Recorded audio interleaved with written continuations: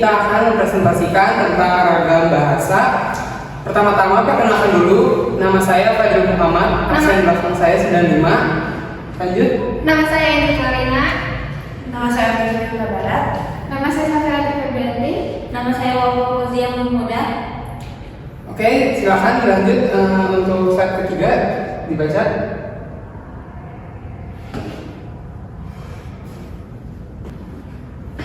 Yang pertama itu, bahasa merupakan suatu ungkapan yang mengandung maksud untuk menyampaikan suatu kepada orang lain. Sesuatu yang dimaksudkan oleh pembicara bisa dipahami dan dimengerti oleh pendengar atau lawan bicara melalui bahasa yang diungkapkan. Menurut Basnan dalam buku Sri Satata, bahwa ragam bahasa adalah variasi bahasa menurut pemakaian yang berbeda-beda menurut topik yang dibicarakan. Nah, selanjutnya ragam bahasa. Salah satu sifat bahasa adalah universal, yaitu bahwa bahasa bukan milik perorangan atau sekelompok orang tertentu, melainkan milik setiap orang yang mempergunakannya. Karena bahasa bersifat universal, maka bahasa memiliki variasi ragam. Nah, lahir ragam bahasa ini disebabkan oleh yang pertama ada latar belakang asal daerah pemakai bahasa, yang kedua sudut pandang atau pokok persoalan yang dibicarakan, yang terakhir itu ada saran yang dipergunakan.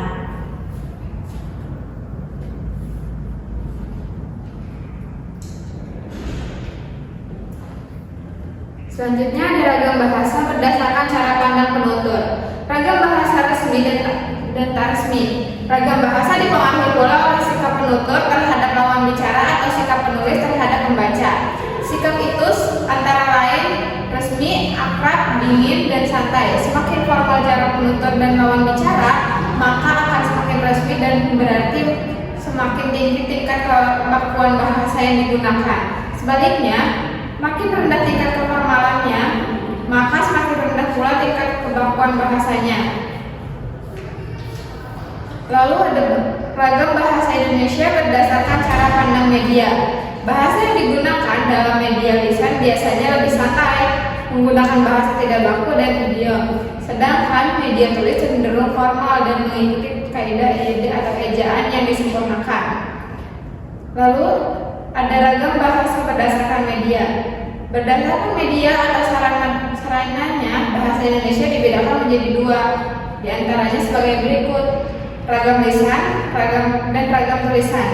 Nah, yang pertama itu ada ragam lisan. Bahasa lisan merupakan bahasa yang dihasilkan oleh alat ucap dan menjadikan fenom sebagai unsur dasarnya. Ciri-ciri ragam bahasa lisan diantaranya yaitu: pertama, memerlukan lawan bicara; yang kedua, digunakan tergantung situasi, kondisi ruangan, dan waktu; yang ketiga, tidak memperhatikan unsur gramatikal, hanya perlu ditekankan intonasi serta mimik dan gesturnya; dan yang keempat, berlangsung cepat; yang kelima, cenderung berlangsung tanpa alat bantu; dan yang terakhir, kesalahan dalam penuturan bahasa dapat langsung dikoreksi.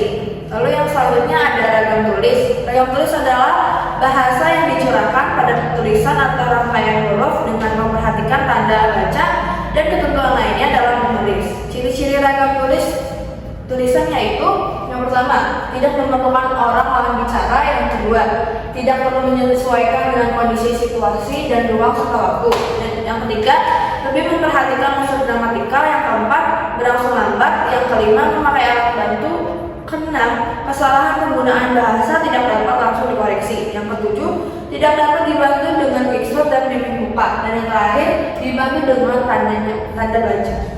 Baik, selanjutnya bagaimana sih bahasa Indonesia yang baik dan benar?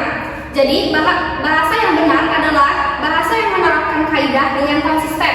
Sedangkan yang dimaksud dengan bahasa yang baik adalah bahasa yang mempunyai nilai, rasa yang tepat dan sesuai dengan situasi pemakaiannya. Lalu ragam baku dan ragam tidak baku. Jadi ragam baku adalah ragam yang dilembagakan dan diakui oleh sebagian besar warga masyarakat pemakainya sebagai bahasa resmi. Ragam tidak baku adalah ragam yang tidak dilembagakan dan ditandai oleh ciri-ciri yang menyimpang dari norma ragam baku. Ragam baku juga mempunyai sifat-sifat sebagai berikut, yaitu mantap, dinamis, cendekia, dan juga seragam. Sedangkan berdasarkan pokok persoalan yang sedang dikomunikasikan atau dibicarakan, adapun ragam bahasa berdasarkan pokok persoalan yang sedang dikomunikasikan atau dibicarakan yaitu satu, yaitu ragam bahasa ilmiah. Ciri-ciri bahasa Indonesia ragam ilmiah yaitu satu, bahasa Indonesia ragam baku. Dua, penggunaan kalimat efektif. Tiga, menghindari bentuk bahasa yang bermakna ganda. Empat, penggunaan kata dan istilah yang bermakna lugas dan menghindari pemakaian kata dan istilah yang bermakna kias. 5. Menghindari penonjolan persoalan dengan tujuan menjaga objektivitas isi tulisan. 6. Adanya keselarasan dan keturunan antar proporsi dan antar realnya. Selanjutnya, yang kedua itu adalah ragam bahasa sastra. Berbeda dengan ragam bahasa ilmiah, ragam bahasa sastra banyak menggunakan kalimat yang tidak efektif. Penggambaran yang sejelas-jelasnya melalui rangkaian kata bermakna konotasi sering dipakai dalam ragam bahasa sastra. Hal ini dilakukan agar terciptanya pencitraan di dalam imajinasi pembaca. 3. Ragam bahasa iklan. Bergaya bahasa hiperbola, berpersuasif dan berkalimat menarik adalah ciri-ciri ragam bahasa iklan. Selain itu, ragam bahasa iklan bernada sugestif dan propagandis.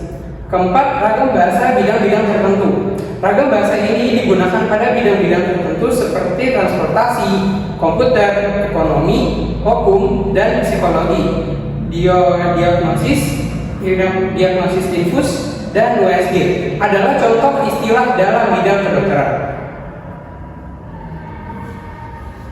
Jadi itu saja dari kami, kurang lebihnya mohon maaf. Kita undur diri. Assalamualaikum warahmatullahi wabarakatuh.